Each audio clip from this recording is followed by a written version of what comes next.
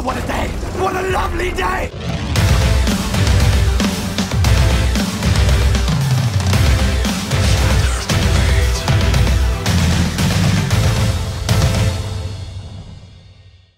Welcome to Flat Earth Debate Live. I'm your host Nathan Oakley, and if you are new to this channel or you've not done so already, then be sure to subscribe and hit the bell notification icon to keep up to date with the Flat Earth Debate. If you'd like to join the community debate, then go to nathanoakley.com and check out the Flat Earth Debate forum, which you should definitely all join. If you'd like to support the channel, there is a super chat that runs alongside each of these shows while they are live. There's also a PayPal, Patreon and crypto link in the info box below the video. Most importantly, if you'd like to join the discussion, simply mute the page you are currently watching, then click the link in the info box below this video to join the panel and express your views on the shape of the Earth. If you do join, please don't swear. If you do, you'll be ejected, and if you are, please don't try to rejoin the stream using sock accounts. You'll be warmly welcome back on the next stream. Please also share the show on social media. Sharing the show obviously increases the live audience, but this in turn increases the chances of a more diverse panel, so please share the show. And one last time, if you're new to the channel or you've not done so already, then be sure to subscribe and hit the bell notification icon to keep up to date with the Flat Earth Debate. Now we are currently joined, as this is a very late start, by 10th Man. How you doing? I'm doing great, Nathan. Thank you. Excellent. No pressure? Oh, there was some pressure, all right. I think Spurs was on Fight the Flat Earth yesterday. I got a little notification, and I was busting up reading the comments. It's something when he's on our show, but it's even better when he's on their show. Give me the lowdown. What was the general gist of it? Oh, he just did the same thing that he was doing on our show. He just took it over there just to prove that it's temperature. There's no pressure. You can't measure pressure. And he drove the globetards nuts. The comment section went so wild. I just read comments. It was so funny. I took screenshots of comments. The comments were funny. It's just, this guy's the one. He can make a Hollywood, not a Hollywood, a Broadway play look pale compared to the great trolling he's doing right now on both sides. I don't know. I kind of despair of Spurs a little bit, if I'm honest. Well, he's either a great actor or he's certifiably nuts. One of two, but if he's both, it's very interesting. Yeah, I said it on the last show, but Paige, who's in the chat, summed it up really nicely. You know, when she was explaining that he's just, I called it throwing the baby out with the bathwater, but basically, you know, disbelieving everything. It's just kind of an extreme, way too extreme position for me. I can understand the sentiment, but it's definitely, it's not what I would be doing, if I'm honest. Well, I mean, a study of human nature rather than the intellect here.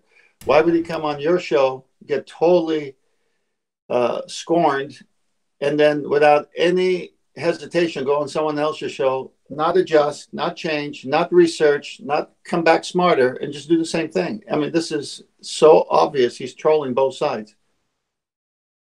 I don't know. I can't speak to his motivation. I can only speak to his claims, and you know, yeah. I mean, that's why I proceeded by saying the intellect, because we don't know the motivation, but we know the actions.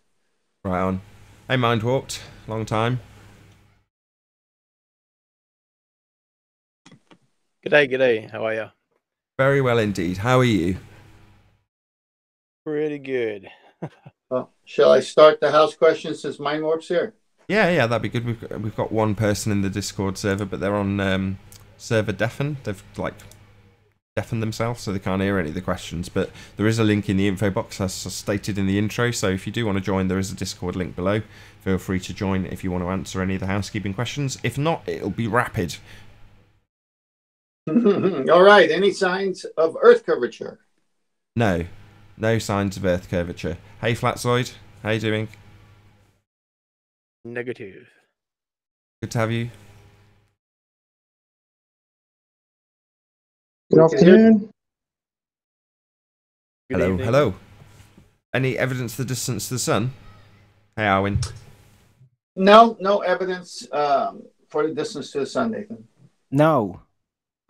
Just no. Just no for Arwin. Any signs of axial rotation of the Earth-based variety? Just another no. Yeah, exactly.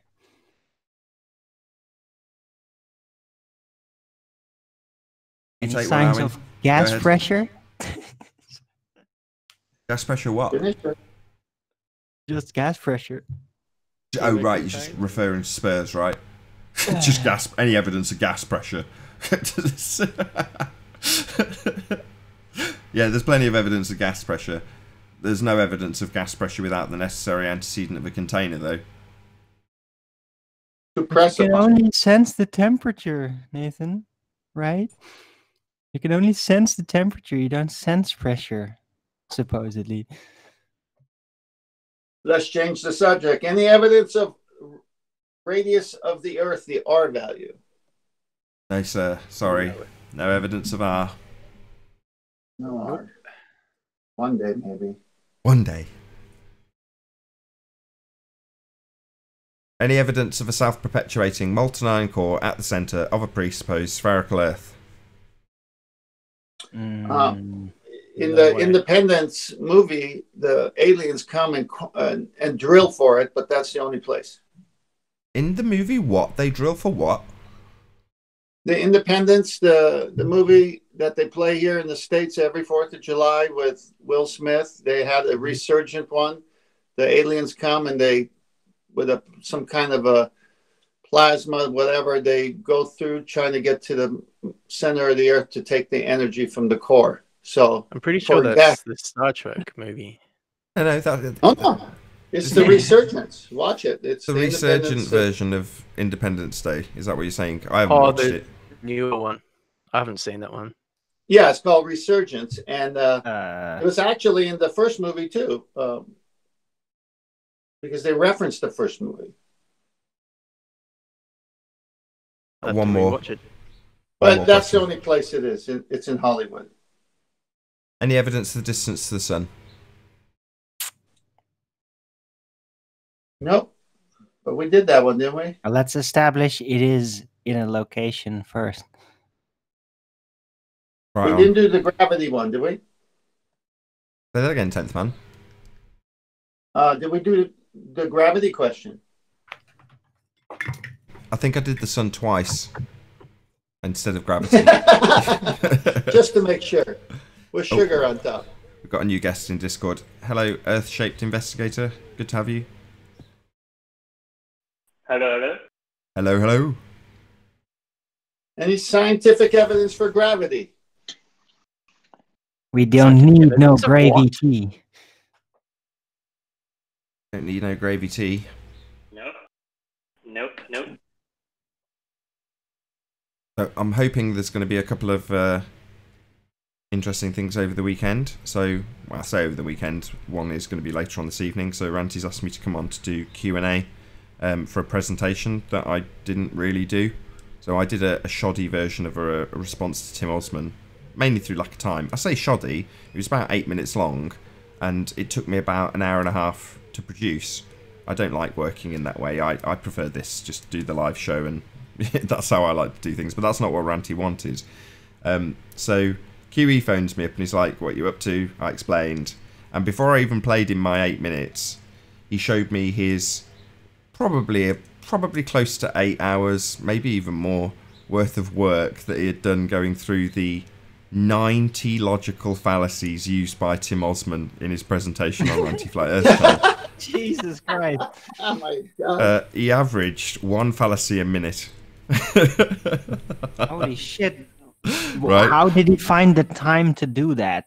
Well, Seriously. But basically, so he started showing me, and I went, right, sod this, I'm recording this. So I recorded it, and he went through all of them and explained it to me in the way only QE can. And about halfway through, I was like, Ranty's getting this.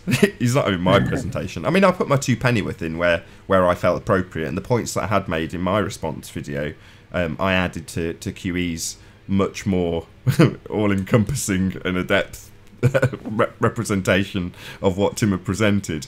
And I was like, this just blows mine out of the water. And I kind of think it's because Ranty had sort of said to him, I don't want every reply being from you. when QE had said, look, I'll just have a standing order in place. Everybody that comes on with a globe head presentation, I'll rebut it regardless. And Ranty had kind of gone, I don't want that, and said no. So I think in the face of that, it's like bracing against it. He put his heart and soul into that debunking. You know what I mean? Really did it well. And to present to me, because he was explaining to me that he wasn't going to be doing it. He was kind of hinting that I would do his presentation. It's obviously a QE presentation, right? But I got it recorded and I submitted it to Ranty. I was already fired up to say, look, if you don't do this, it's like representative of about 10 or 11 hours, man hours, a couple of hours, if that, from me, and maybe 8 hours from QE. You've got to present it, regardless of your unwritten rule about not having QE do more than one presentation for some unknown reason. But I said, look, I'll do the Q&A. I don't mind doing that if you want me to be there and do the Q&A after. Obviously, I've had my 2 pennyworth in the presentation, and I'm more than happy to address any QA questions that you have from the chat. From what I understand, Tim Osman's already made it clear that he doesn't want to debate one-to-one on the subject, which is absolutely fine. That's his prerogative. It's not going to be pour scorn. I'm not going to pour scorn on that. That's his prerogative, right? So no worries.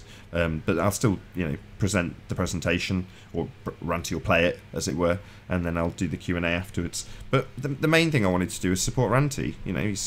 He's put in a lot of effort in. He's taken it seriously. He's become a proper YouTuber overnight, and I really want to support him. So as much as I'm cursing and going, I don't want to do this presentation, you know what I mean? It's kind of I'm doing it because I want to help Ranty and want to make sure his show does have a consistent timetable and all the rest of it. But then in the face of that, even though I was showing willing and did produce something, QE did something a damn sight better and much more amusing and much more comprehensive than mine. So that's what will actually get played later on this evening, 6 PM UK time, on Ranty Flat Earth channel, and the show is called Ranty's Roundtable. So check it out, be here or be sphere. Also, if you're watching in the Nathan Oakley live audience, there's Ballbusters tomorrow. If you're watching this on the re-up, this actually happens just after Ballbusters finishes, which doesn't make a whole lot of sense if you're watching on the re-up on Nathan Oakley 1980, but if you're watching live, check out Ballbusters tomorrow. Again, to plug Ranty, who's absolutely on fire, as he always is at the moment, has found a YouTuber who did a very tentative presentation of what is, in my humble opinion, it's got a slight personal connection for me personally, but in spite of that, one of the most awesome flat earth proofs to date. And it's hard to gen it up without giving anything away, but definitely tune into Ballbusters on Saturday. If you're in the live audience now, you'll want to see what Ranty presents. Now, given that he put pressure on his response, or aftermath, whatever he called it, roundtable, saying, I think Nathan will be on tomorrow. And when I heard that, I was like, you bastard. I've not got to do it now, haven't I? So, in saying that, Ranty's definitely going to have an absolutely shit-hot presentation for Ballbusters. There can be no doubt. Unless he's watching live, he's not even going to hear this, is he? Hopefully he's watching. Well, it's not like you're not putting pressure on him for Saturday, so it works good for both sides. Exactly. If it's good for the goose, right? I'll put pressure on him to. I don't think he's got to do a whole heap. He's just got to present something that he's come across in a concise way with lots of cowbell, as QE puts it. Lots of stuff to back his assertions and credited sources and all the rest of it. And I already know he's got that, so it's just a question of formatting and presentation. And Ranty's good at presenting, so it will be good. I know it will. I'm supremely confident in Ranty. Better be good if you're watching, Ranty. Better be good. Flatzoid's got some cowbell. He just posted a nice video. Yeah, you mentioned just before we started the show, right? Hey, Flatzoid, can you hear us?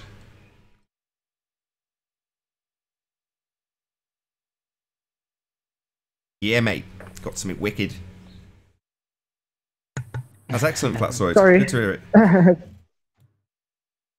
What you got for us? Well, it is in Master Bees if you want to show it. It's actually what Spurs showed yesterday. What Spurs showed yesterday in regards to Red Rhetoric's crash landing of whatever the hell it was. Yeah, but you did at the end. You put the lines where Nathan was asking to see the lines. So if you scroll towards the end, I think it's nice. Is it called Oops No Curve?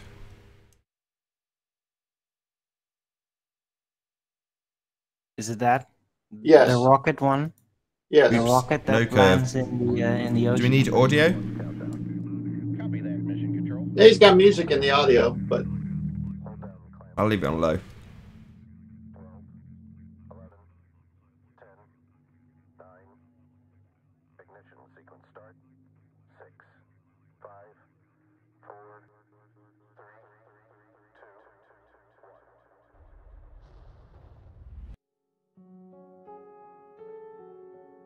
Orion abort systems test. yeah, it just shows it taken off. But if you scroll all the way towards the end, you'll see where Flatzoid put in the lines.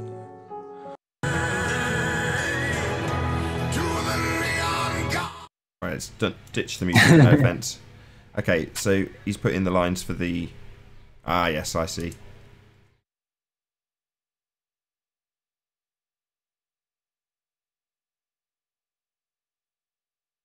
Really remember to share it with the Hangout before I play it so I can get some running commentary. Let's see where the capsule hits.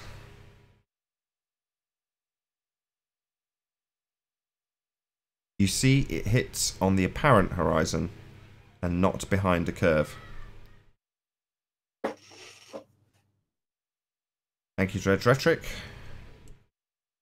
Right, I'll share that. No bother. I just put it in the. Oh, did you already do it? Spam it a little bit if you would. Brilliant, thank you, Owen. Of course, I forget you're a mod here, aren't you, in this second channel? Uh-huh. So you can spam your link to your show. No. Mostly to ban people that ask if I could please ban them. That's it. Don't ban anybody. No, I unban them after that. Oh, right, okay. If they ask me to be banned, then yeah. Oh, they say, oh, go on then, ban me then, Arwin. And you go, okay. Yeah, exactly. And then unban them. Mm-hmm. All it does is it removes all their comments, though. So any conversation that they might have had that was interesting between them and someone else suddenly makes no sense because the person that's talking to them's comments still appear, but the chat troll doesn't. So I'm really hesitant, even when you time out. I don't think it gets rid of all of it with time out. But it's usually just sock trolls that come in and ask it. Yeah. For example, Lottie might feel very seduced right now. But I'm not gonna give him the satisfaction.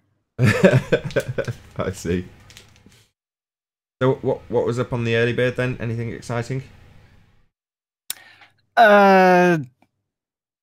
Just a lot of general talk about. Yeah, I had a long complaint about Spurs Schemo. So, but that's kind of obvious, I think. I mean, yeah, we're all of the same opinion, I think, Arwin.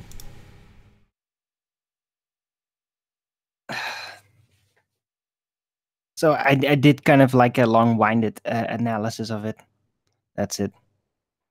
Did you hear what Adam said yesterday about it? Because he was so concise and eloquent in his presentation of how Spurs is presenting his idea and how it's nonsense. So if check out yesterday's show, I think it was 891.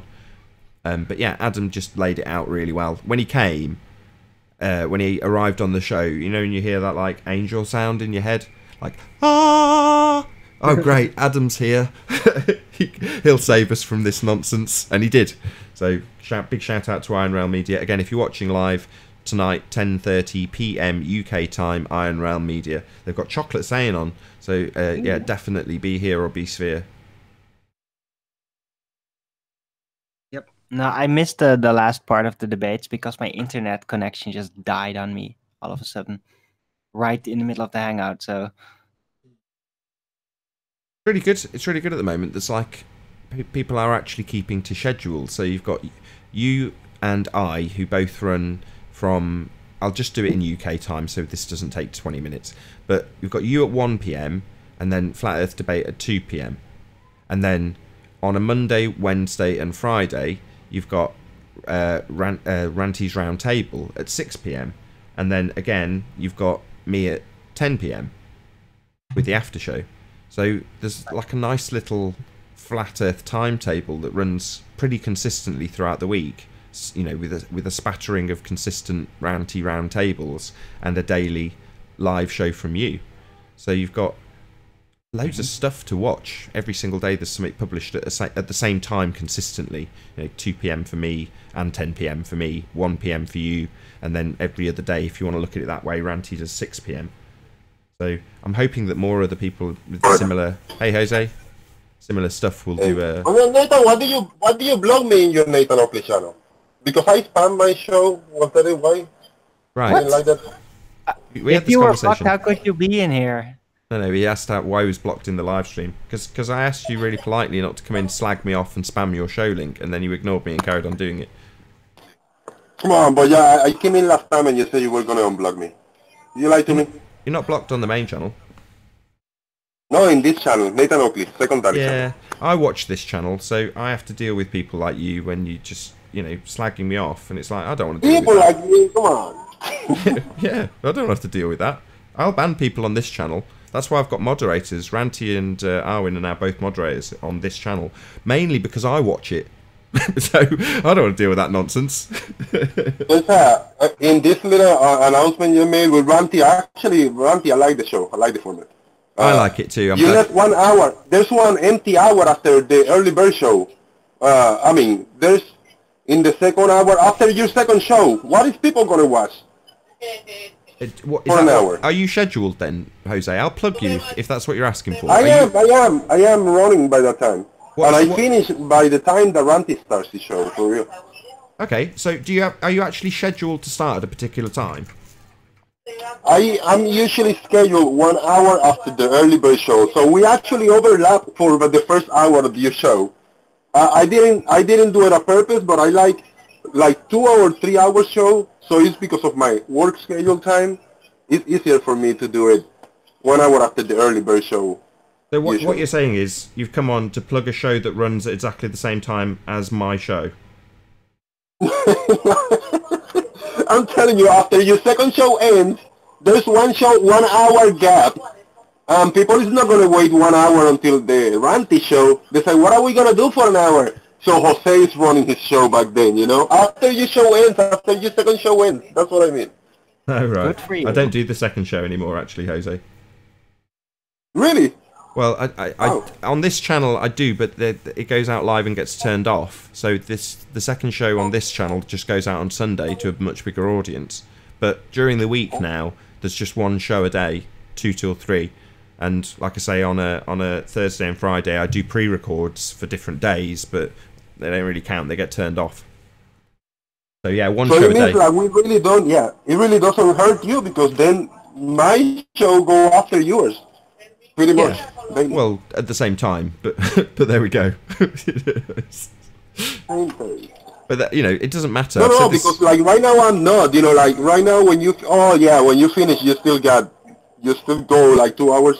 I would plug you, Jose. If you said I was running my show at 3 p.m. UK time, in other words, my show finishes, your show starts, I'd plug that. Because it means that you've got Early Bird, Flat Earth Debate, Jose JG Gonzalez, and then Ranty Flat Earth, and then another after show at 10 p.m. There's like a proper schedule. You know, it's good that you're speaking in this way, Jose. This is much more like it.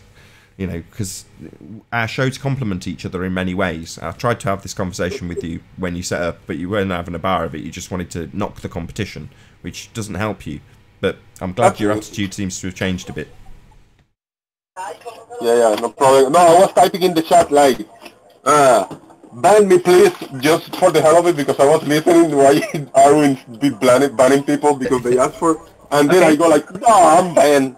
Type something in chat and I'll do it. No, but I'm already banned.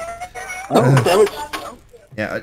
Either way, I don't. The main channel, I just know nobody's banned. There are no moderators and there's nobody banned. Right.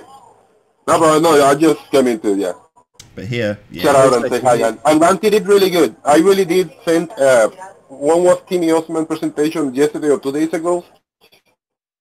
I started my show late that day, And when I realized I got a notification from Ranty, I said, dude, everybody are going to shut down the show in 30 seconds. Ranty's on, everybody run over there. And he had like 100 people watching at no time, like before the show starts. And everybody saying like, Jose send me. But it was good because it was fun. And Ranty gave me a shout out. That's all I wanted. I said, just give me a shout out, Ranty. And he did it, so that was good. I'm happy. Little support. I support content creators. Excellent. I'm glad to hear it, Jose. Glad you've had a bit of an attitude change. Yeah. It's all good. Alright, I'm getting out of here. I gotta do good stuff. Thank you guys. I'm out. Yeah. Get out of here, bloody glowbed. Shout out to Jose.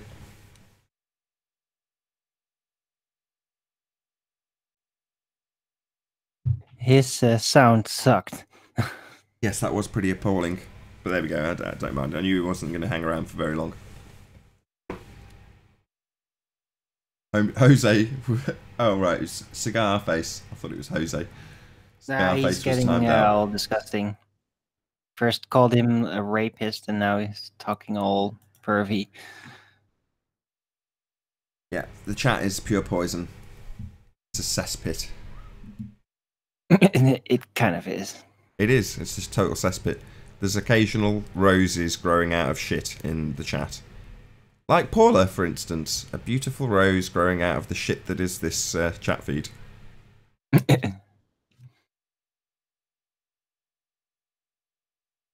Should really check on Discord. There's probably a whole bunch of people going, I want to be arguing with you. No. There is Darren, though. How you doing, Darren? Good to have you. Good afternoon. How are you all doing? Very well. Good to have you.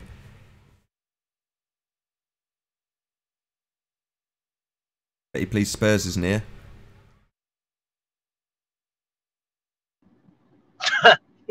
I'm Brenda. What a day. What a day.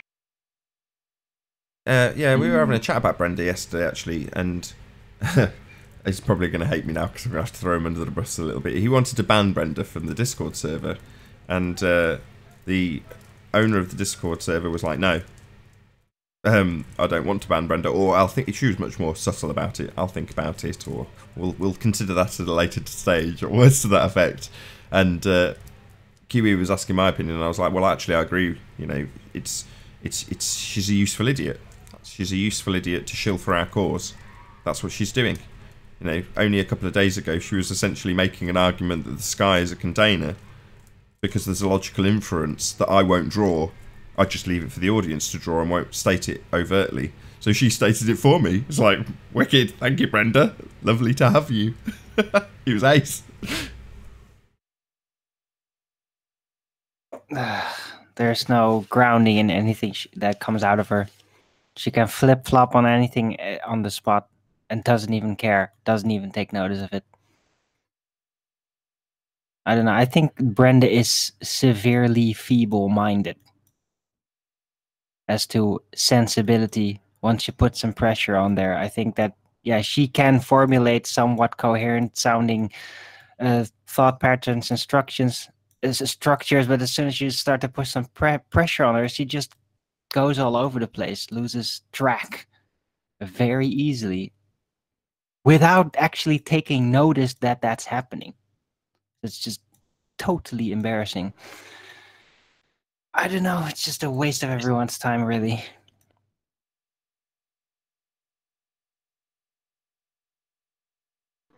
It's the fact that it wastes our time and doesn't allow us to actually talk about, you know, the issues at hand.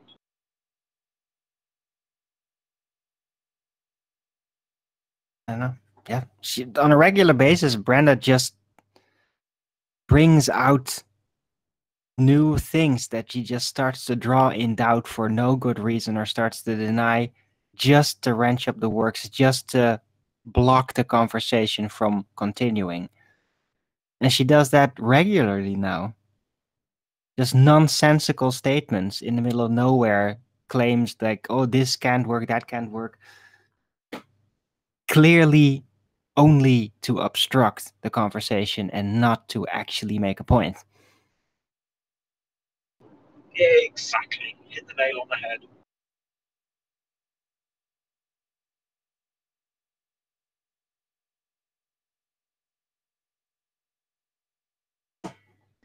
I think Nathan should change his channel name from what it is to arguments, not a debate, just arguments.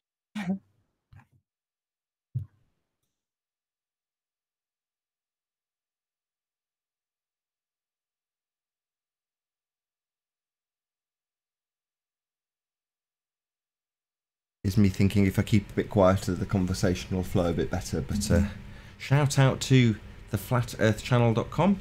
Is it me or does Brenda sat? No need, right? No, even from the super chat, no need for tranny bashing here. Just attack her arguments. That's all that matters. You know, her claiming that the necessary antecedent for a sky container is real. Just pay attention to that stuff. Don't pay attention to her gender identity. It is entirely irrelevant to the argument. But thank you for the super chat.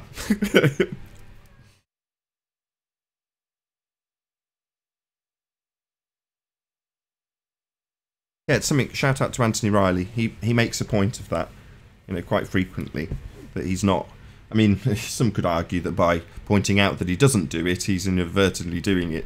But, you know, he'll point out that he's only attacking her on her arguments. That's all that matters. It doesn't matter about anything else. Her political bias, her gender, none of it matters.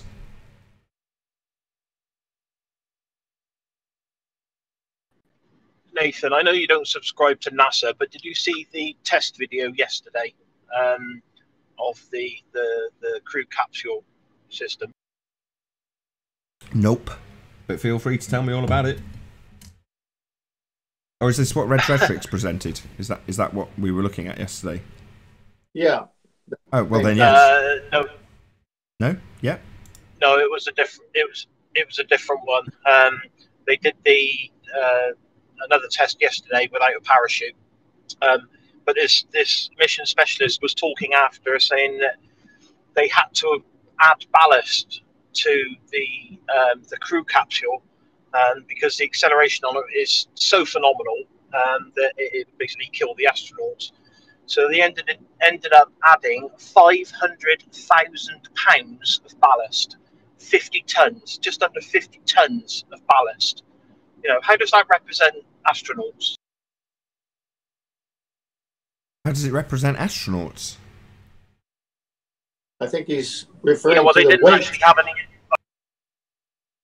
Go on.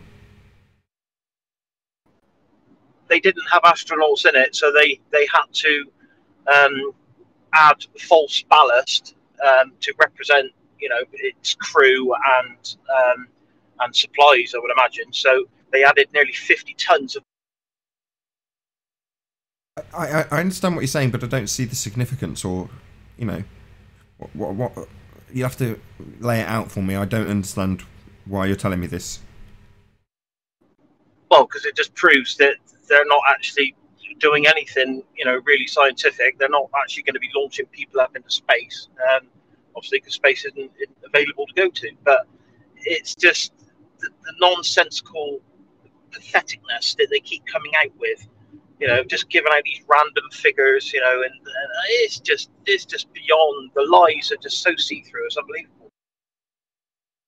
I think what he's trying to say, if I'm hearing him, Nathan, is a ton in, I think it's 2,000 pounds. A ton is 2,000 pounds. So if they added 50 tons, that's 100,000 pounds. You're going to add that to the top of a spacecraft, and that's supposed to represent people and some supplies. That's a bit over. Yeah, exactly. Okay. That's not the right weight ratio if you're going to do an actual comparison of, you know, 3 or 4 astronauts plus food and all that. That's way too much. Exactly, and the other comical argument that they gave at the end of it was that they've got 3 tests. They've done the first one, the second one was yesterday, and the third one is actually carrying humans. And they haven't even tested the parachute landing system yet for the abort system. So the first time they're going to be able to test that is actually when there's human beings on board.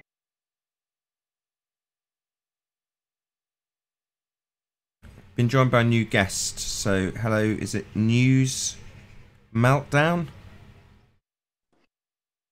Hey, Nathan. Yes, this is Ben Adams, actually. That's the brand of my channel, becauseado.com. How are you? Hello, Ben. Good to have you. All good? We got interrupted last time. My apologies. Somebody called me and it booted me off the Discord, and then as soon as I reconnected, apparently a lot of people had left already. So I didn't rage quit because we weren't even arguing. So I don't think anybody thought you had, to be honest.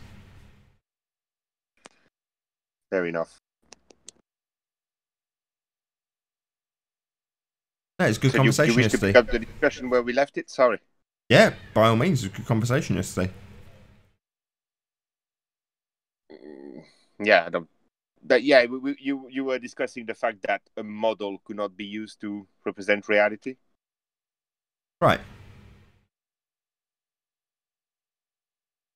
That was your contention, if I remember well.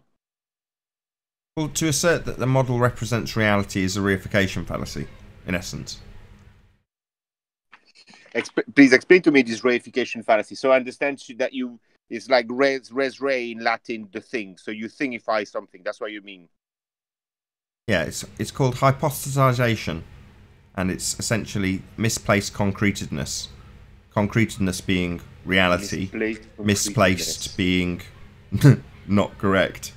So misplaced concretedness, making something which is not concrete into something concrete, in this case a model. So reality is reality, a model is a model, but when you say it represents your reality, it doesn't. It's misplaced concretedness. Well, it tends to represent reality. It's striving to represent reality as much as possible, and that is the reason it stays falsifiable. So you were right to a certain extent that falsifiability, it's embedded in an experiment and in an hypothesis, but in as much it's still falsifiable if you add to that model so that to come and complete it or contradict the parameters. You can have parameters that come and add a minus in front of a parenthesis and turn everything upside down. You see what I mean? I mean, I think I understand where you guys are coming from, because math has been misused, modeling has been misused, but you guys are, I think, focusing on this side of science, which has absolutely, totally been hijacked, which is cosmology, theoretical physics, and so on. But modeling is useful in certain instances, and if we're talking about trying to figure out a cosmology or a cosmogony for Earth, we cannot do without modeling, because we cannot actually go and check ourselves. But you're talking about the monitoring of cycles in terms of what happens in the sky. The monitoring of cycles, as in? Yeah. No, in understanding the mechanics, understanding not only the provision of the mechanics, which is something we've been doing with astrolabes for a long time, but understanding the nature of the mechanics itself. But it can't give you that. A model can't give you that. But it can give you certain, for instance, it can give you marginal reaction. So it can give you marginal reaction if you make like your independent variable. If you make your variable tend to 0 or tend to the infinite, you can see marginal behaviors. And that's something you can draw statistical power from. That's how you say that your independent variable is 100% proof. And sometimes you don't have 100% proof. Sometimes you've got tendencies, trends towards a certain thing, towards 0 or towards the infinite. That's how we manage to determine that Big Bang is impossible, really. Because you're talking about correlation. It tends to 0. You're talking about correlation, though.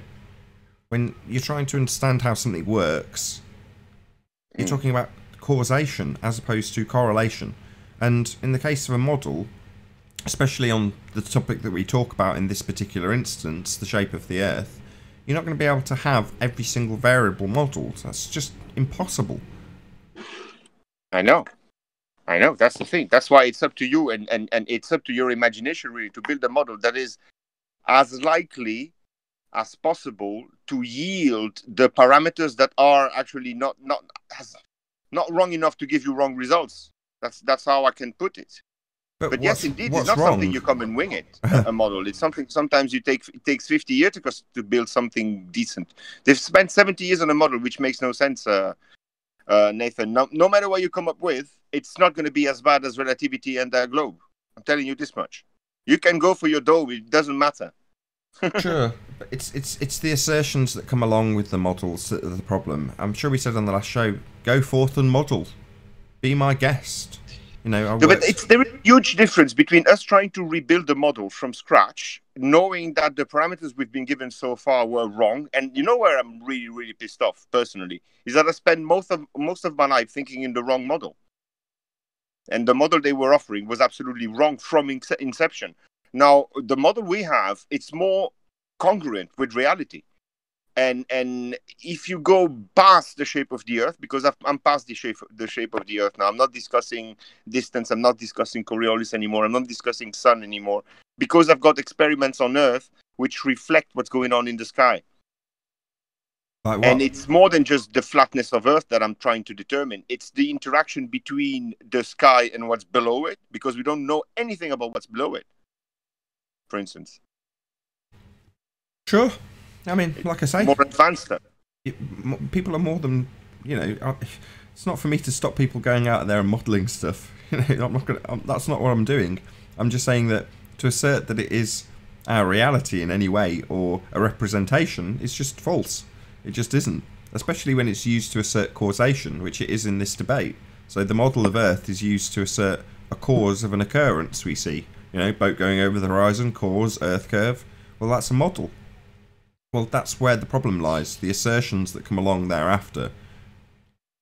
But, okay. The thing is that, you know, there is a fundamental approach to what you are saying, because you've been bitten once, and obviously you're now shy about using math and modeling, because it's been totally misused and it's been misleading us for many years. But if you need to build anything with wood, and if you need to build a frame, you measure, you get a value. You take that value, you multiply it, and according to the calculation you're going to make, you're going to insert those values in a model. If you want to make a frame, you're going to multiply it by 4, because you need 4 bits the same, you know, to make a frame. That's a very simple model, but that's a modeling of reality, and it does reflect reality. Because the model is simple, you're able to embrace all the parameters at the time, and therefore not make any mistake. You've got a piece of 10 centimeters, you need 4, it's going to be 40 bits. It's going to be 40 centimeters. You go to Wix, you buy your bit according to the length you need. You've modeled. You haven't brought all the way to Wix your piece of wood. You've just taken the measurement at home. You modeled it on a piece of paper with a simple calculation. You went to Wix, you bought your piece of wood. You've been working on the basis of a model. Yeah, I'd agree, but that's engineering. I mean, the debate that we are in is based on the physical and natural world. It's modeling, no matter what you... So we're talking about the physical... We're talking about the physical and natural world, and that is beyond the capabilities of modelling. You can't model it all, and that's what we're talking about, all of it. So that's beyond the capabilities. Well, you don't need to model all. You don't need to model all. You need to model the parameters which are the one that have an incidence on the results. Okay. Maybe the color of the butterfly will not have an impact, but the structure of his wings on how it reacts to electrostatics will.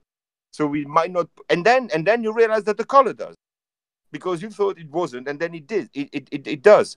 But by enriching your model as you go forward, you are able to draw patterns and at least to have a generic view on how things behave. I mean, mathematics can help, and it can be misused. It's like a gun. You can shoot an innocent person, you can rob a family, or you can defend the family with the same gun.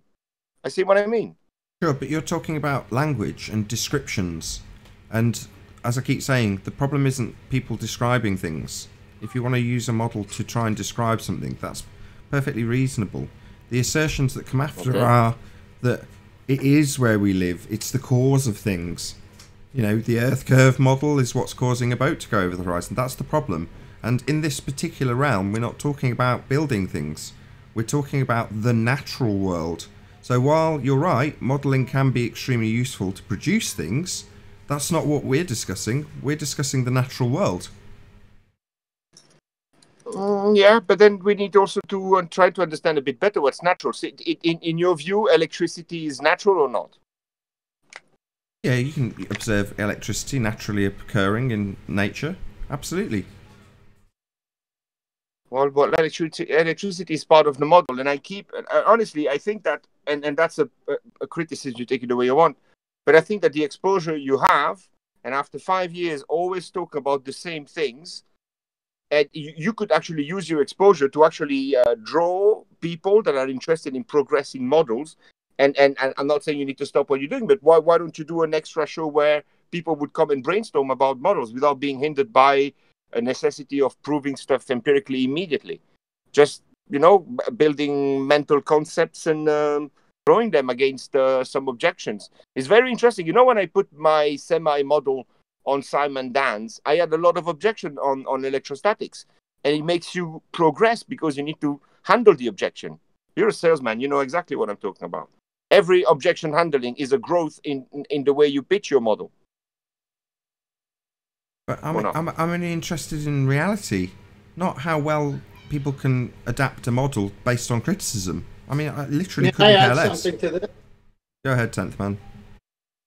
Yeah, I think the caller brings up a good point. So it made me go research why the car companies make clay models of cars of real size when they have all the computer capabilities that they do. And I'm reading this article here, and the guy says, and this is the Chris Sevenson, director of design for Ford's North and South American operations, told Wall Street Journal, real short quote, we always come back to clay.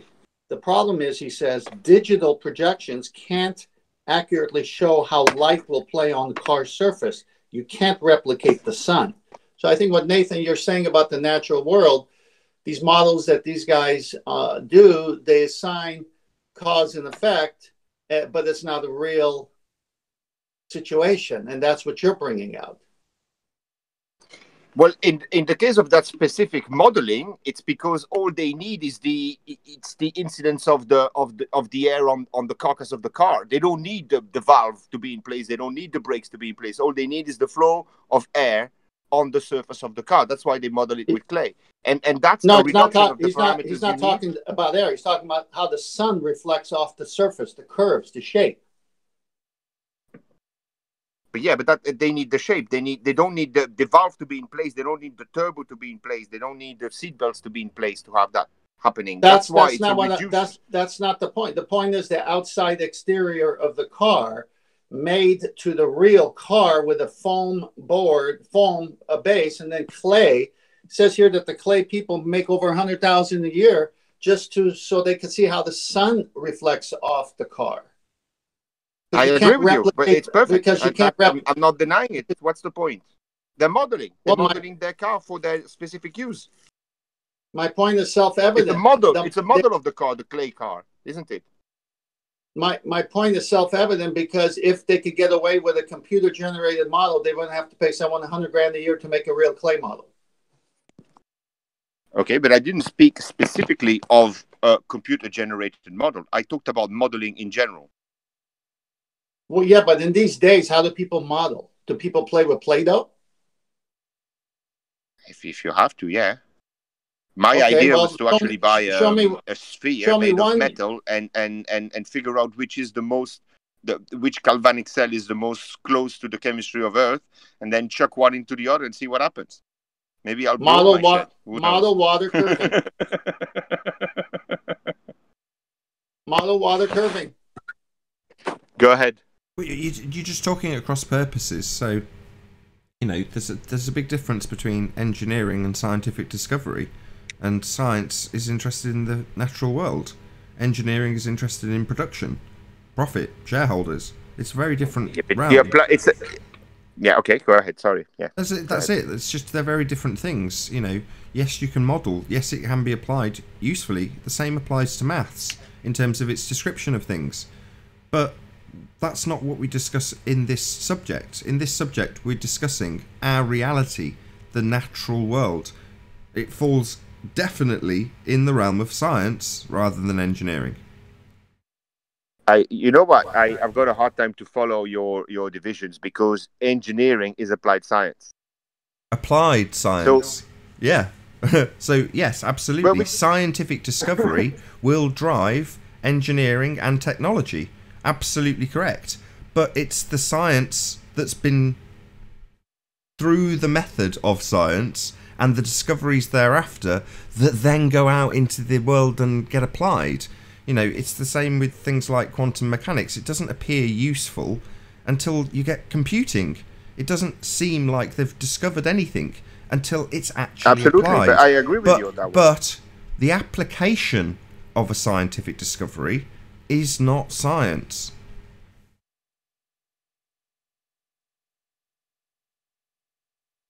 Yeah. Yes. You know what? I think the problem is fundamentally terminology. Because even in science, you've got empirical science and theoretical science. You've got life science and you've got science in general. You've got scientific method and then you've got the generic science that the media uses. I am still not over the theory bit, to be quite honest with you. Well, in this context, we're only talking about one particular science, natural science, because that's what we're talking about, the physical and natural world.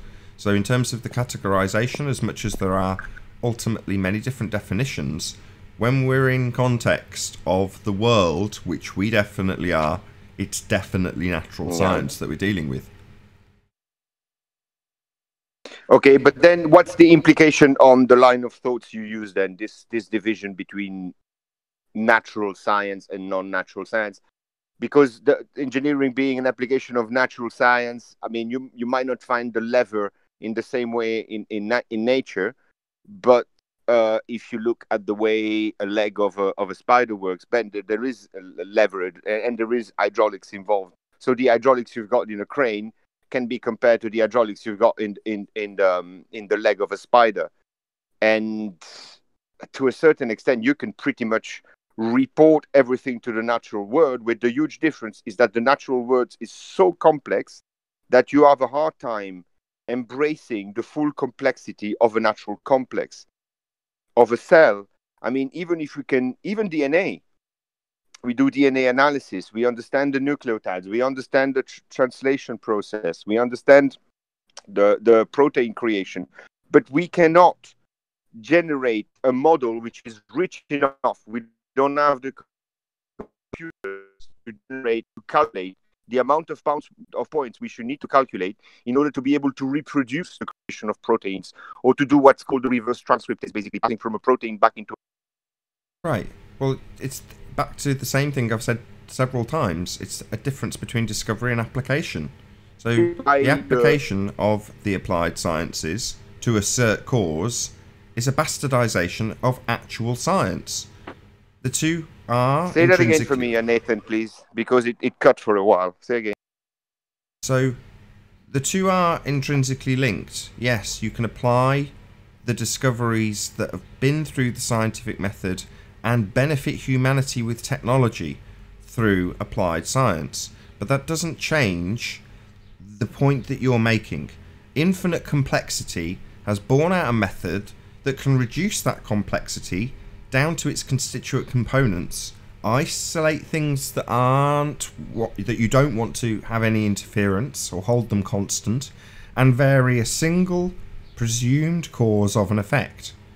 And based on the results, you can then build theory based on multiple applications, because obviously with such mass complexity to life in general, you've got to have a method that can give you an empirical result so that you can be dogged in terms of your assertions going forward and the presumptions that might be made based on an adherence to that method. So if you're trying to figure out something that you don't necessarily have an answer to, but there is a theory, a scientific theory in place, you can take the information from it knowing that it's been validated empirically. And when we're talking about causal relationships, that's what we want. So we have two factors in this discussion. One, we're dealing with the natural world, natural science. Two, we want the assertions made on our side to be empirical. Now, while I appreciate that people out there may want to speculate based on a correlation offered to them by a model with limited input, but that's not science, and that's what I'm interested in. But I don't think we say two different things, because when you reduce reality to the parameters you want to control and vary and observe and correlate the variation between the variable and its result, you are modeling, because you are reducing reality to a set of parameters you can control in an experiment. That's exactly what modeling is. It doesn't have to be a computer simulation. It doesn't have to be a calculation. It can simply be a piece of wood modeling something else, which is of bigger magnitude. Sure, but just to see the behavior of. But the key word you used, the key word you used was correlate, and that's not what science does. It's not looking for correlation. It's looking for causation, and it wants to empirically validate a cause. That's in the queue of.